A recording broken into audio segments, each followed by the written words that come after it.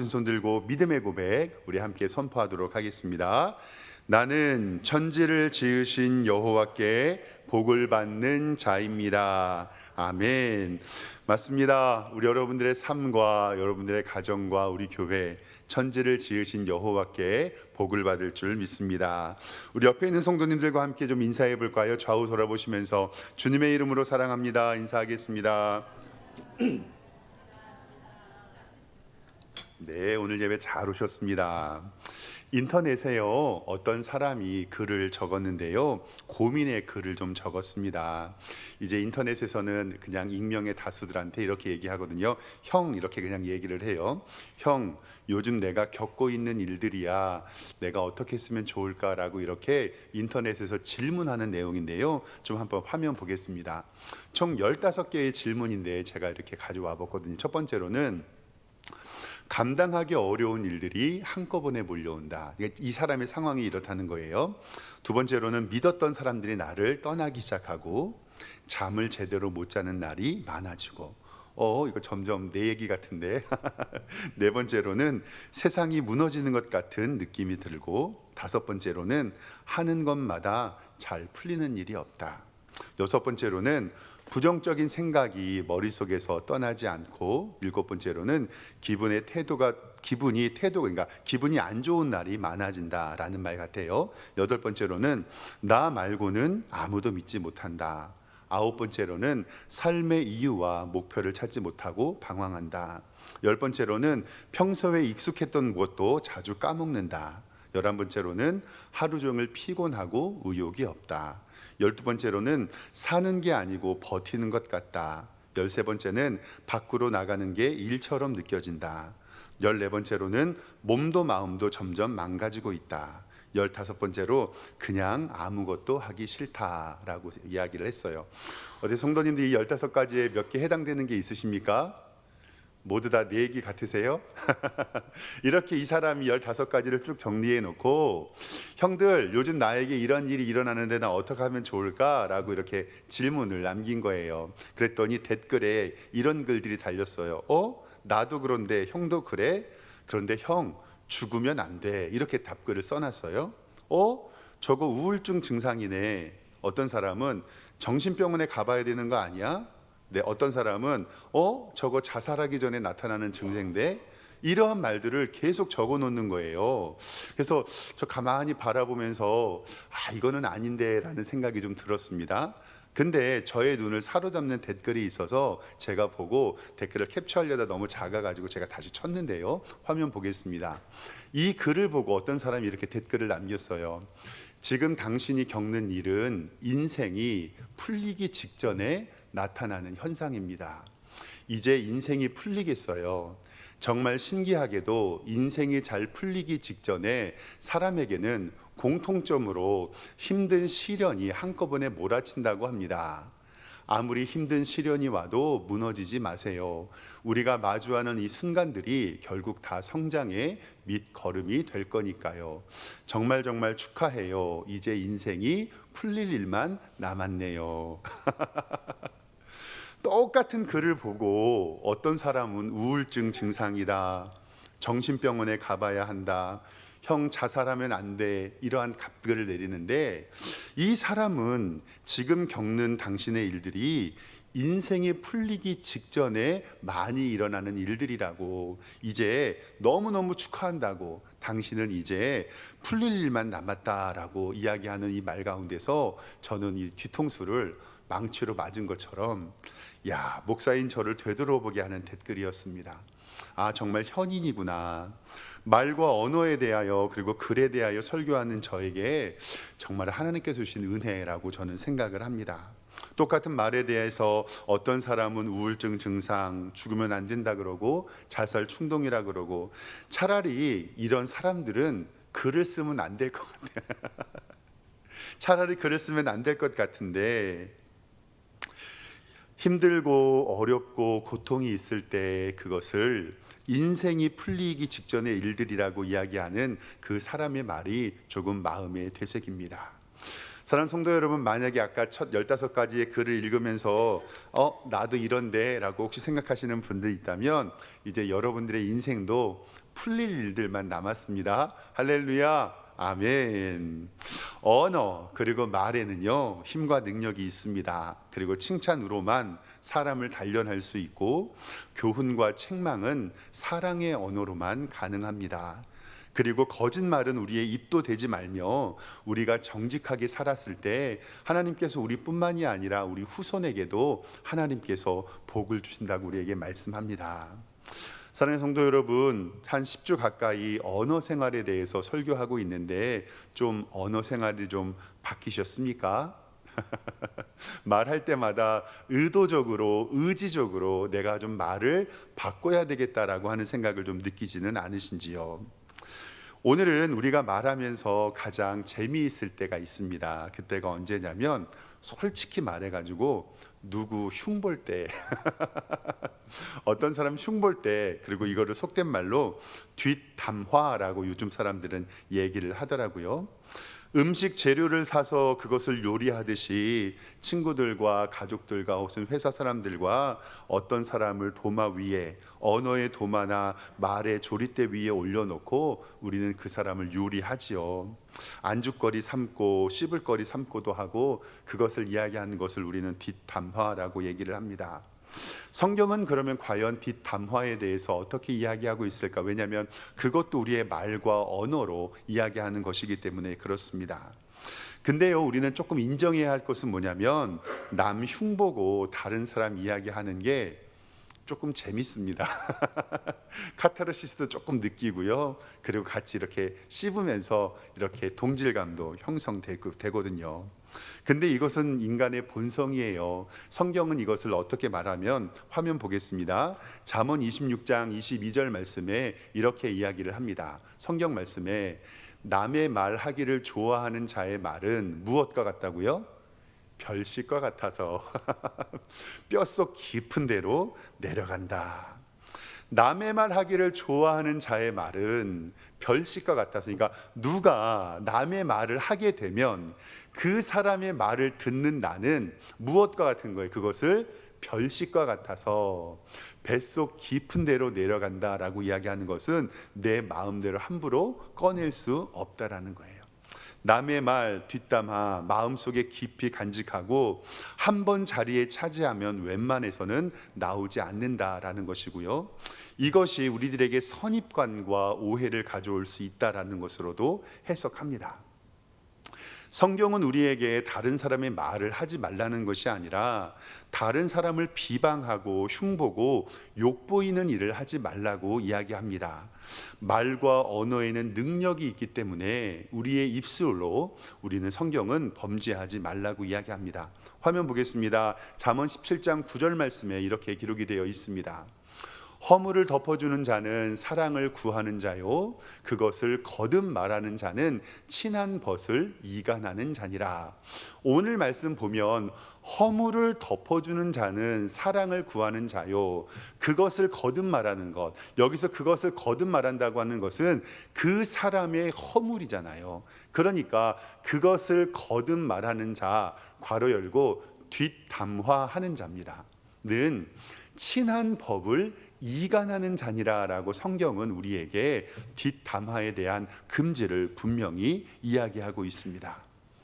언어와 말로 허물을 덮어주라는 말씀이고요. 어떤 사람을 칭찬하고 격려하고 그리고 그것을 응원하는 것은 정말로 마음껏 이야기해도 좋죠. 그런데 다른 사람의 허물과 잘못에는 침묵하라고 성경에는 우리에게 분명히 말씀합니다. 우리는 이 언어 때문에 정말 많은 실수를 하고 많은 시행착오를 겪게 됩니다. 저 어렸을 때요, 한 초등학교 1, 2학년 때, 유치원 그때였던 것 같아요. 이제 할머니 댁에 놀러 가면 할머니 댁에 그 할머니들이 이렇게 모여서 놀고 계셨거든요. 근데 그때는 특별히 낮이나 그럴 때 할 일이 없었어요. 지금 제가 기억하는 것은 그때는 텔레비전도 KBS하고 MBC밖에 없었던 것 같아요. 그래서 KBS도 1, 2, 3가 있었는데 요 3가 나중에는 교육방송으로 바뀌었죠. 아닌가요? 그랬던 것 같아요. 그리고 오전 10시인가 12시까지밖에 TV를 안 하고 중간에는 텔레비전을 안 했고, 그리고 저녁 5시부터 TV를 했잖아요. 그러니까 이제 할머니들이 모여서 이렇게 수다 떠는 거, 그 전 옆에서 이제 놀고 있었고, 그런 것들을 많이 봤는데, 어렸을 때 할머니 댁에 놀러 가면 할머니들이 이렇게 3, 3, 5 많을 때 10명씩 넘게도 모여서 얘기하고 있는데, 그때 할머니 친구분 중에서 할머니보다 조금 나이 많으신 할머니가 계셨는데, 그 할머니 별명이 뭐냐면 라디오 할머니였어요. 라디오 할머니. 말씀을 어찌나 그렇게 재미있게 잘하시고 여기저기 소식을 잘 알고 있으신지, 지금 생각해 보면 정치, 경제, 사회 얘기도 해주셨고, 남의 집 남편 얘기도 해주셨고, 그리고 여기 소위 19금이라고 이야기하는 재미있는 이야기들도 할머니들끼리 이렇게 했던 것 같아요. 그래가지고 저는 그 할머니를 라디오 할머니라고 불렀고, 저희 할머니 집에 놀러 갔을 때 그 라디오 할머니가 안 계시면 제가 할머니한테 물어봤어요. 할머니, 오늘은 라디오 할머니 댁에 안 가세요? 혹은 아니면 라디오 할머니 집에 안 놀러 오세요? 라고 물어봤거든요. 근데요, 제가 이 말씀을 왜 드리냐면, 동네에 어떤 문제가 생겨요. 어떤 문제가 생기잖아요. 그런데 그 문제의 중심에는 항상 누가 있는지 아십니까? 그 라디오 할머니가 있습니다. 동네에 문제가 생기면 사람들이 싸울 때 꼭 이렇게 얘기해요. 누가 그러대? 라디오 아줌마가 그러더라고. 누가 그러대? 라디오 아줌마가 그러더라고. 제가 그때 얘기하면서 하나님의 말씀에 밑줄 그어온 것이 있거든요. 화면 좀 보겠습니다. 잠언 10장 19절입니다. 잠언 10장 19절 말씀. 잠언 10장 19절에는 이렇게 기록이 되어 있습니다. 말이 많으면 허물을 면하기 어려우나 그 입술을 제어하는 자는 무엇이 있느니라? 지혜가 있느니라. 그리고 야고보서 1장 19절 말씀에 내 사랑하는 형제들아 너희가 알지니 사람마다 듣기는 어떻게 하라고요? 속히 하고 말하기는 더디하라. 그 라디오 아줌마, 라디오 할머니가 말이 많아요. 말이 많으면 무엇을 면하기 어려워요? 허물을 면하기 어려우니 그 입술을 제어하는 자에게는 지혜가 있고, 내 사랑하는 형제들아 너희가 알지니 사람마다 듣는 것은 속히 하지만 말하는 것은 어떻게 하라 그래요? 더디하라라는 말씀을 제가 그때 생각했었습니다. 말이 많으면 허물이 많는 것이 당연하죠. 그 다음 말씀 잠언 26장 20절과 21절도 보면 이렇게 기록이 되어 있습니다. 나무가 다하면 불이 꺼지고 말쟁이가 없어지면 어떻게 돼요? 다툼이 쉬느니라. 나무가 닿으면 불이 꺼지는 것처럼 말쟁이가 없어지면 다툼이 쉬고, 숯불 위에 숯을 더하는 것과 타는 풀에 나무를 더하는 것 같이 다툼을 좋아하는 자는 시비를 일으킨다라는 말씀을 통해서 우리에게 말쟁이가 되지 말라고 성경은 우리에게 분명히 말씀하고 있습니다. 사랑하는 성도 여러분, 정말로 저는 이렇게 생각을 할 때 우리 성도님들이 진중한 언어로 하나님께 대화하고 말쟁이가 되지 않기를 정말로 주님의 이름으로 축원합니다. 이렇게 다른 사람에 대하여 말하기를 좋아하는 것, 아까도 이야기했던 것처럼 인간의 본능입니다. 다른 사람의 말을 뒷담화라고 하고 그것을 별미라고 하는 것은 그만큼 그것이 재미있기 때문에 그래요. 매일 비슷비슷한 밥을 먹다가 오랜만에 외식 나가서 맛있는 거 먹으면 정말 맛있잖아요. 그것처럼 다른 사람 이야기하는 것이 바로 그렇다라고 성경은 우리에게 말씀합니다. 이제 오늘 본문의 말씀을 통해서 우리가 어떻게 해야 할지를 좀 확인해 보도록 하겠습니다. 오늘 말씀은 성경어를 좀 보겠습니다. 전도서 7장 21절 말씀에 이렇게 말씀합니다. 또한 사람들이 하는 모든 말을 내 마음에 두지 말라. 그리하면 내 종이 너를 저주하는 것을 듣지 아니하리라 라고 말씀합니다. 다른 사람이 하는 말이 별미고 그것이 우리 뱃속 깊은 곳으로 들어가는데, 성경은 우리에게 다른 사람들이 하는 모든 말을 마음에 다 두지 말라고 얘기를 해요. 그 이유가 뭐냐면요, 오늘 말씀 7장 22절에 뭐라고 얘기하냐면 너도 가끔 사람을 저주하였다는 것을 내 마음도 알고 있으리라. 아멘. 너도 가끔씩 사람들을 저주하고 그를 욕하고 뒷담화했던 것 네 스스로가 잘 알지 않냐. 그러기 때문에 내가 하는 모든 말을 네 마음속에 두지 말라라고 이야기하는 거. 무엇이냐면 너가 다른 사람들을 말할 때 정말 원수가 아니고서는 그 사람이 하는 말을 마음에 담아두지 않는 것처럼 너도 다른 사람들 말을 들었을 때 그 말을 내 가슴 속에 담아두지 말라라고 이야기를 하는 거예요. 근데 사랑하는 성도 여러분, 다른 사람의 말이 내 가슴 속에 들어올까요? 안 들어갈까요? 들어옵니다. 10년 전에 20점 만에 20년 전에 내 가슴에 비수를 꽂았던 말들이 왜 이렇게 생각하는지. 근데 우리는 성경의 말씀에 순종하면서 이런 말들이 들을 때 우리 마음에 두지 않기를 정말 주님의 이름으로 축원합니다. 그러면 다른 사람이 내게 뒷담화를 하면 어찌해야 할까요? 나는 하지는 않지만 이게 아주 좀 어려운 문제입니다. 좀 세 가지의 방법이 있을 텐데요. 첫 번째로 내가 연장자이고 그 사람의 말에 반박할 수 있는 상대라면 어떤 사람이 내게 와서 다른 사람이 흉을 보고 뒷담화를 할 때 다른 사람이 뒷담화하는 일은 하나님이 기뻐하지 않는 일이라고 거기서 딱 끊으시는 것이 제일 좋습니다. 아유 권사님, 아유 집사님, 무슨 얘기 들으셨냐고. 그러고 나서 뒷담화를 시작하려고 하면 내가 연장자이고 반박할 수 있는 상대라면 어떻게 해요? 그것은 하나님이 기뻐하시는 일이 아니니 우리 그만합시다 라고 얘기하는 거예요. 두 번째로 내가 만약에 아랫사람이고 반박할 수 없는 상대라면 그때는 침묵하시면 됩니다.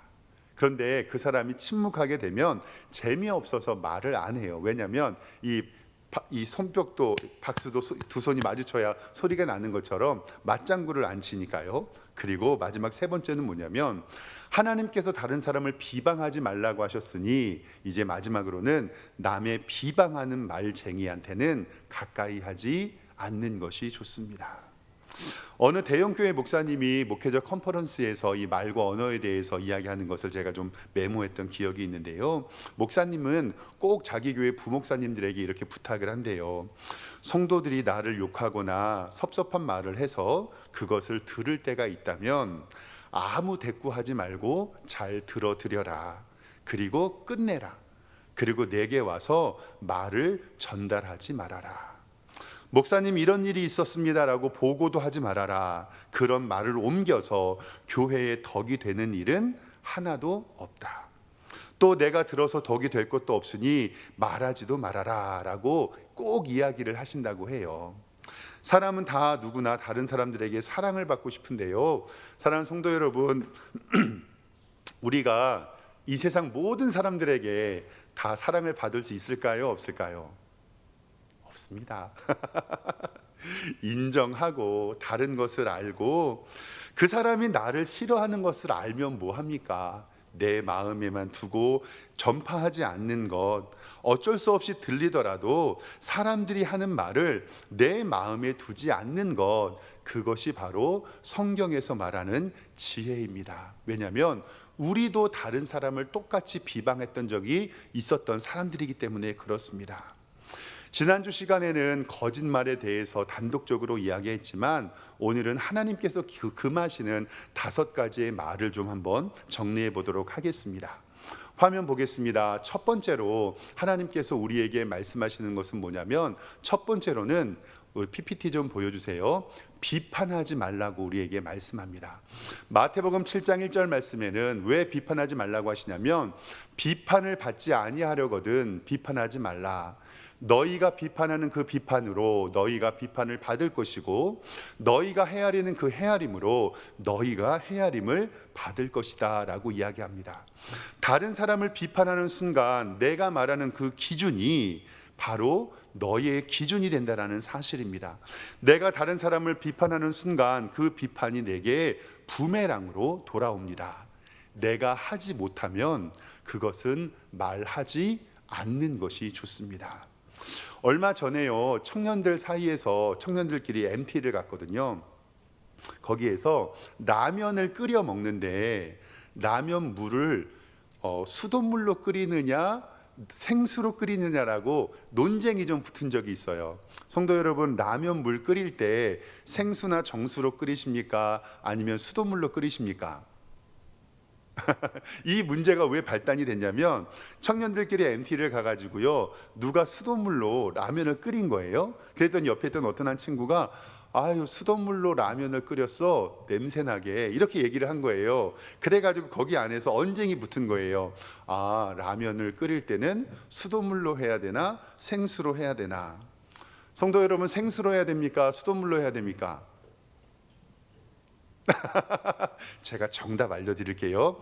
이 말을 할 수 있는 권한은 딱 두 명밖에 없습니다. 첫 번째, 라면을 산 사람.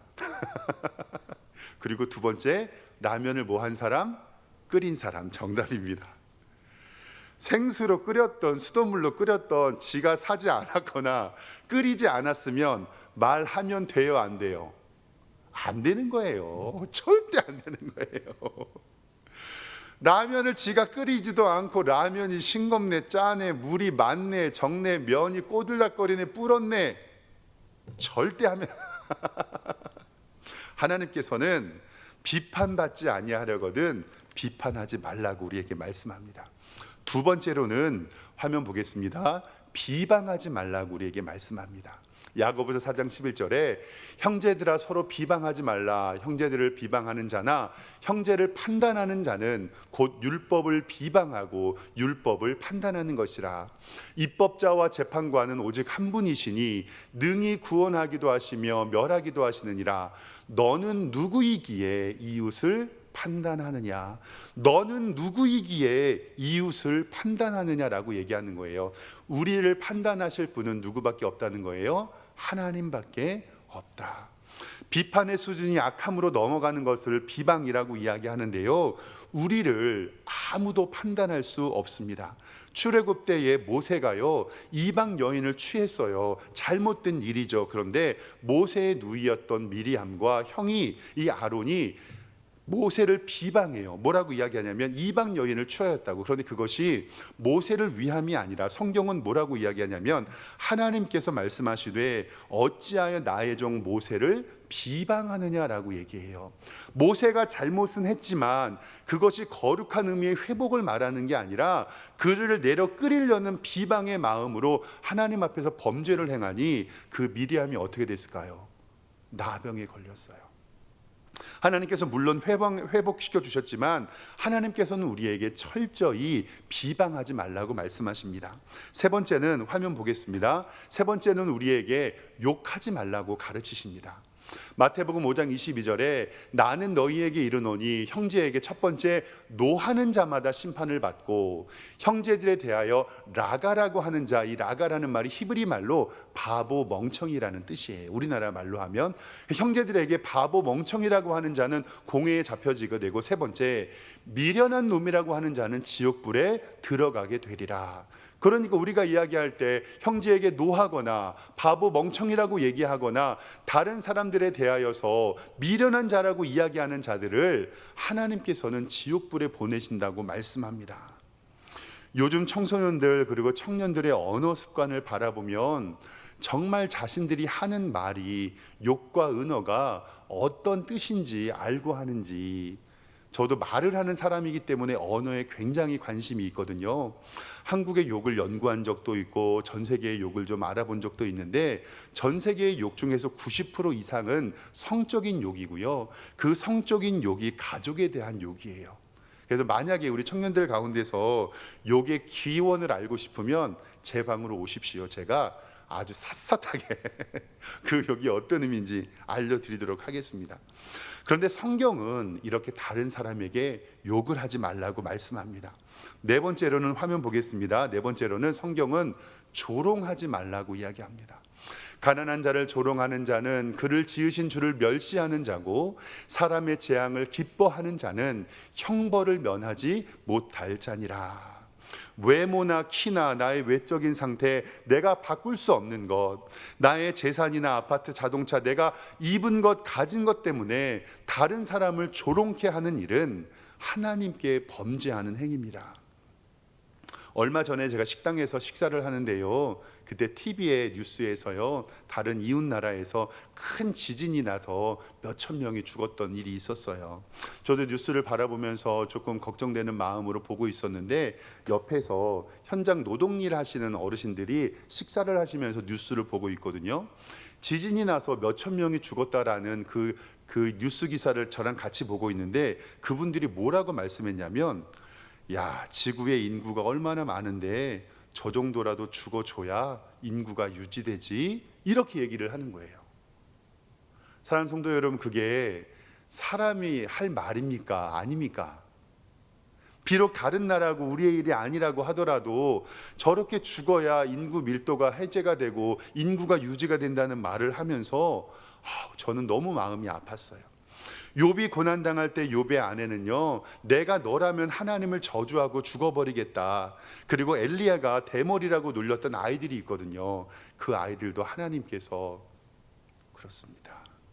우리는 절대 조롱하면 안 되고요, 놀려서도 안 돼요. 이것은 하나님께서 기뻐하시는 일이 아닙니다. 마지막으로 5번째, 하나님께서는 우리에게 사연을 듣기 전에는 말하지 말라고 말씀합니다. 잠언 18장 13절 말씀에 사연을 듣기 전에 대답하는 자는 미련하여 욕을 당하니라고 우리에게 말씀을 합니다. 세상에 핑계 없는 무덤이 없다고 하잖아요. 원인 없는 결과가 없습니다. 특별히 이것은 자녀들을 키우는 부모님들이 많이 좀 적용을 해야 하는데, 숙제를 안 하거나 늦게 오거나 하지 말라고 한 것을 아이들가 했을 때 이유를 들어보지도 않고 화를 내는 경우가 많이 있습니다.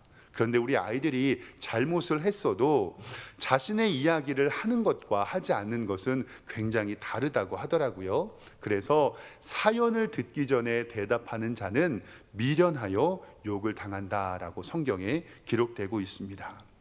말에 실수가 없을 수는 없습니다. 그런데 성경은 우리에게 5가지를 금합니다. 비판하지 말라, 비방하지 말라, 욕하지 말라, 조롱하지 말라, 그리고 사연을 듣기 전에 말하지 말라.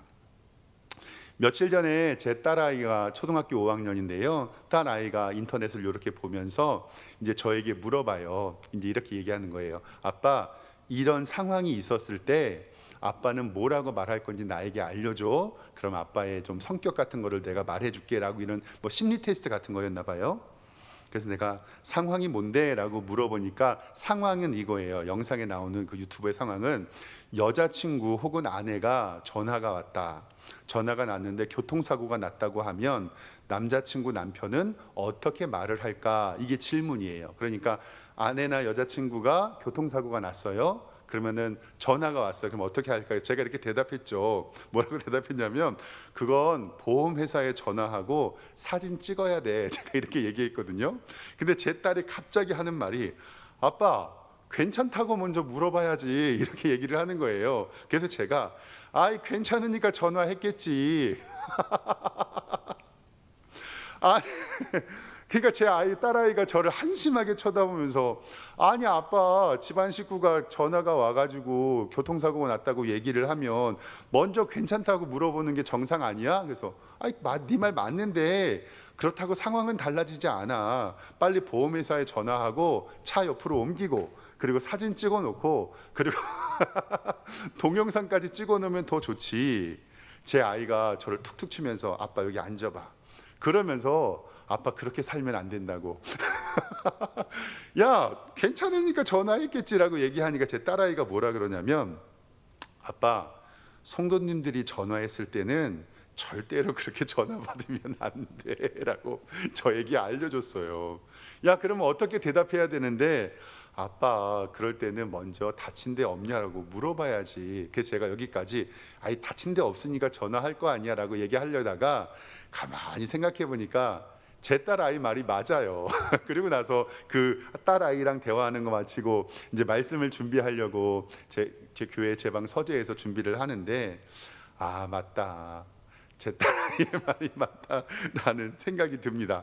이거는 솔직히 기질과 자기의 성품과 연관이 되는 거라서 만약에 저도 사고가 나면 보험회사를 부르고 사진을 찍어야 된다고 말하고 싶으나 우리 이렇게 말과 언어가 굉장히 중요합니다. 축복하는 말, 사랑하는 말, 격려하는 말, 위로하는 말, 이것이 내 머리에 이해가 되지 않아도 해야 됩니다. 왜냐하면 하나님께서는 그 말과 언어의 힘을 우리에게 주셨고 그것으로 우리의 사람들을 축복하기를 원하시기 때문에 그렇습니다.